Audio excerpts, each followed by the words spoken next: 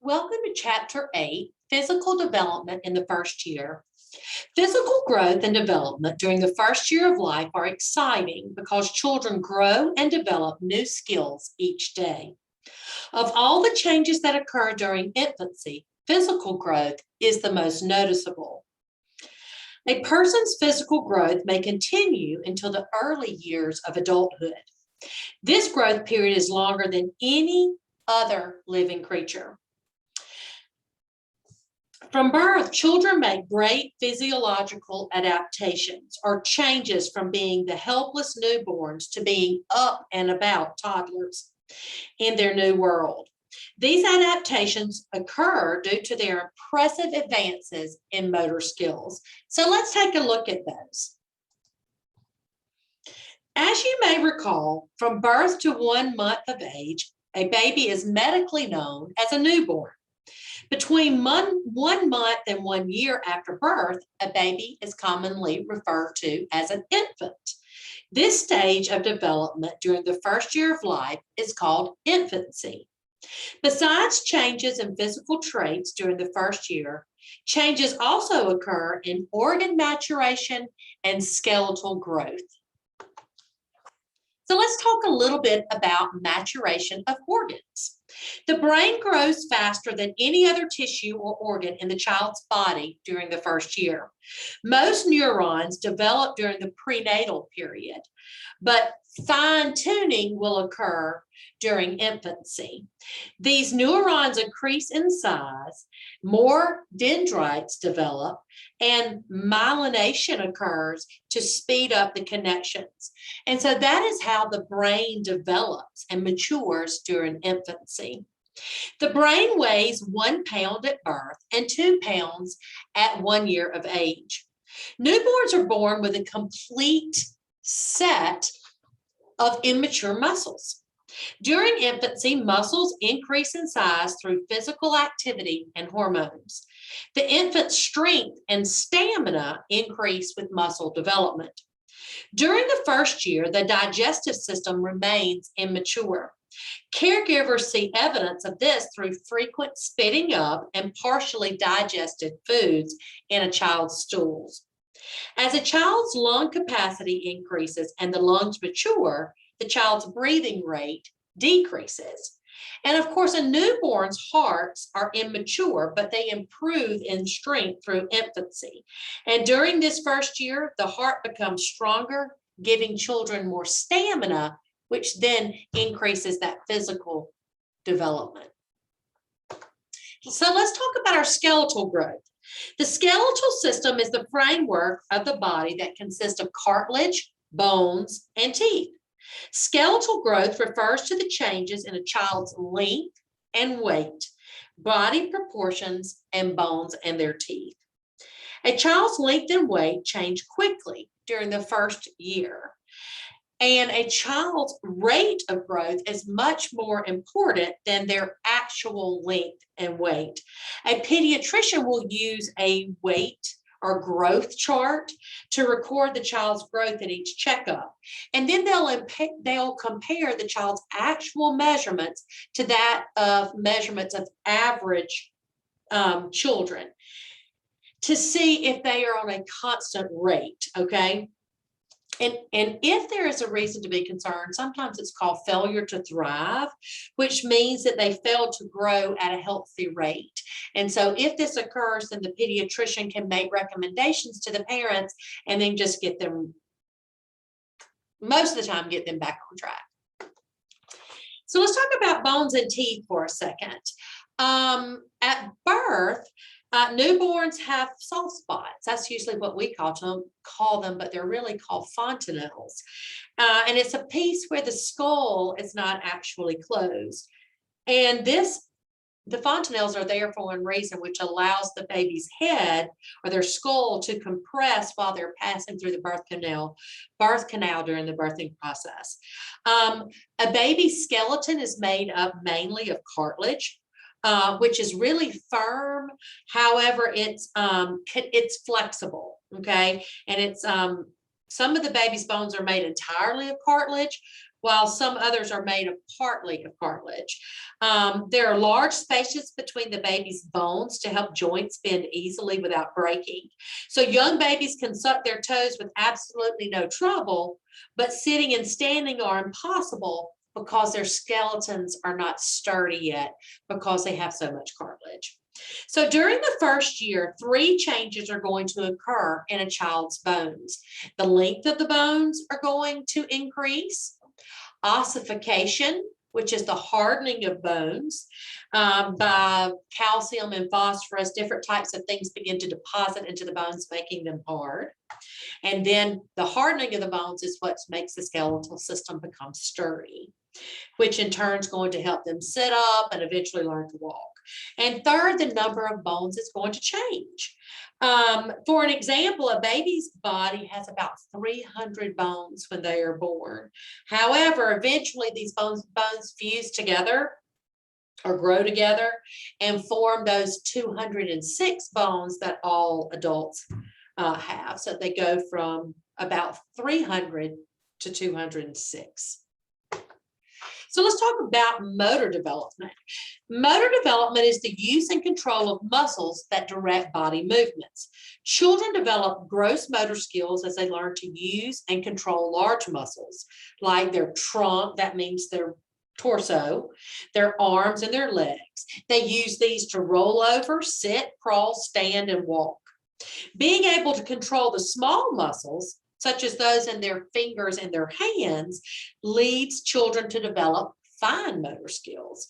Having control over the body is a sign of children's growth and development. So motor development is going to occur in 2 directions. It's going to occur from the head down to the toes, and then from the center of the body out to the extremities. Okay, so we're going to grow in 2 ways: head to toe, center, out to the extremities. So let's talk about head to toe development real quick. During infancy, children develop head and neck control more quickly than they're going to develop that trunk and leg control. So head to toe is going to happen faster, okay? We have to continually support the head of an infant because their muscles aren't strong enough to hold their heads up yet. And that has to do with that center, okay, that core. And so controlling the trunk develops more slowly than controlling the head. Trunk control is going to enable infants to develop motor skills, such, like we said, such as rolling over and sitting up. So we've got to get control of that trunk before those things will occur. Leg control is going to be the last phase of head to toe development. So when we know that when they develop that leg control, they usually go through the following stages. They usually crawl, then creep, then stand, then walk. So that's kind of what happens. Most of you know about crawling. Creeping is one thing you may not know. It usually occurs between 6 and 8 months of age.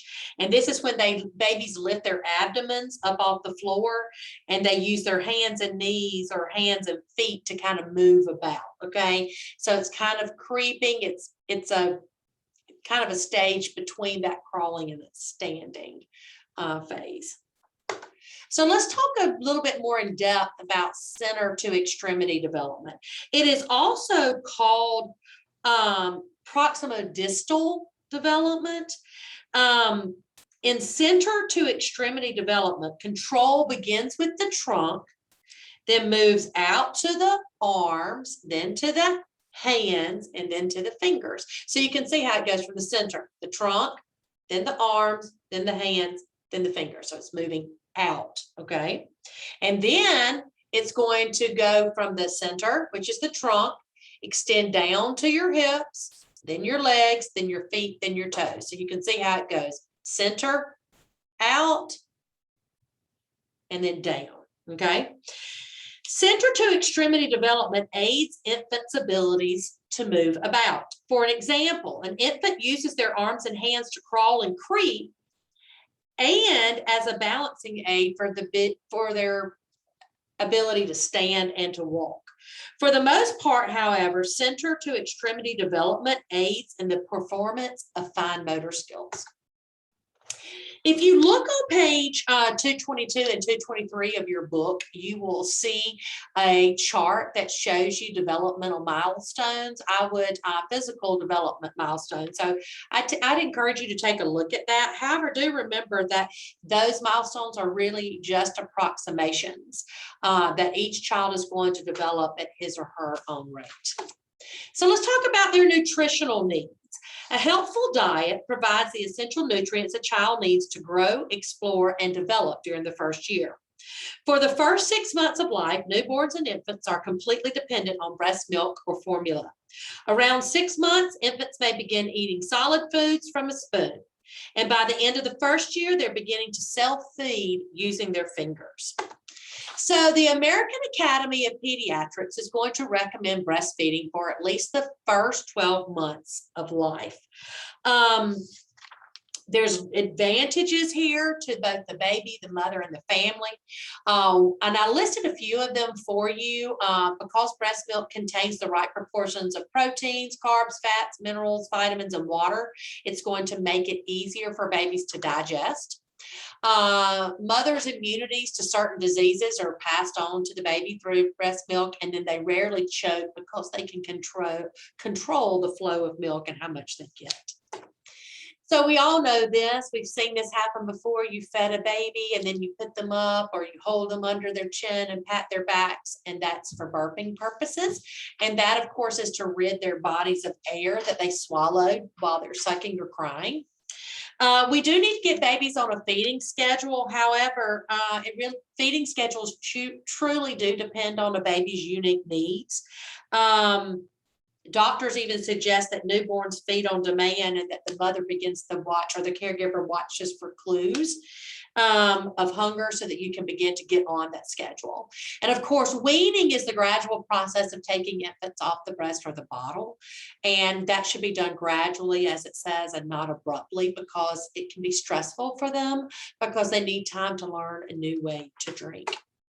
So starting solid foods, okay? So when we say solid foods, we don't really mean incredibly solid foods, okay? They're really semi-liquid, mushy foods like fruits, vegetables, cereals. Again, the American Academy of Pediatrics advises parents and caregivers to introduce solids to infants when they are around 6 months, okay? And why is that? Because babies are not born with the ability to swallow solids. So we need to give that time to develop. Infants also do not have enzymes or saliva in order to digest solid foods until around the age of 6 months. So it really can upset their systems and cause choking. And then there is something called an extrusion reflex, and that is that reflex that with their tongue, where they thrust their tongue out, which kind of pushes foods out of their mouths. So it is recommended that you introduce solid foods during the day or the early afternoon. And that advice is given because you need to see if there's any kind of reaction. And if you do that, it's earlier in the day and not when you're about to put them to bed, but also because infants are more likely to have colic in the evening hours. And of course, if you've ever been around a baby before that has colic, you certainly won't forget it. Colic is a condition in which a baby has intense abdominal pains and they just cry unconsolably. So what you're supposed to do is introduce one small amount of solid food at a time to see if it has any adverse effects on the infant, and introduce it several bites a day and do it for about 5 days. And then if you don't see any adverse effects, then you add another. That kind of can rule out allergies or, like we said, something that might upset their tummies due to digestion. Let's talk lastly, we're going to talk about meeting other physical needs. Clothing, we know we need to keep it comfortable, something that's easy to put on and off. It's suitable for weather and temperature. AAP, American Academy of Pediatrics, recommends no blankets during the first year. So we know that we need to make sure that we keep infants in clothing that keeps them warm. Of course, all clothing needs to be safe, so you need to avoid ties, buttons, bows, hooks, anything that can be a choking hazard. Drawstrings, those could be a strangulation hazard. And of course, they need all sleepwear should be flame resistant. Bathing a newborn, newborns don't need to be bathed every day. Just their faces and in their chins where the food may collect. Doctors recommend sponge baths, especially into their umbilical cord hills and their navel heels. And a sponge bath, you don't immerse them down in the water or cover them up. You just use a washcloth or a sponge and just bathe over their bodies. So lastly, let's end with something that's just unexplainable and very, very sad, and it's called SIDS. SIDS stands for Sudden Infant Death Syndrome, and it's simply a condition where a sleeping baby dies without any kind of warning, and there's really no medically explained reason why it happens. SIDS is part of a broader category of something called sudden unexpected infant death, or SUID. I've got that backwards. I'm sorry, SUID. And SUID, or sudden unexpected infant death, is the leading cause of death in babies between 1 month and 1 year of age. Although it is unknown the cause, there are some risk factors. And so we know of a few things that we can do, like positive steps to protect the babies. We need to place them on their backs when they're sleeping. We need to put them on firm surfaces, not something that's soft and squishy around them. No blankets, no comforters, no stuffed toys in their crib or their playpen, anything that can get up around their mouth and their nose and obstruct their breathing.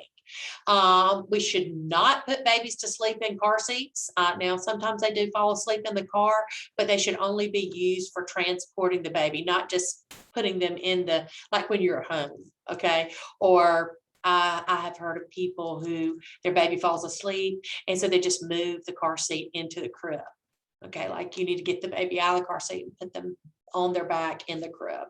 And then, of course, avoid sharing a parent bed with a baby. That's kind of self-explanatory, from the ability to, possibly roll over, get suffocated, get, pushed up against something and they suffocate. So thanks for joining me for chapter 8, and I'll see you again next week.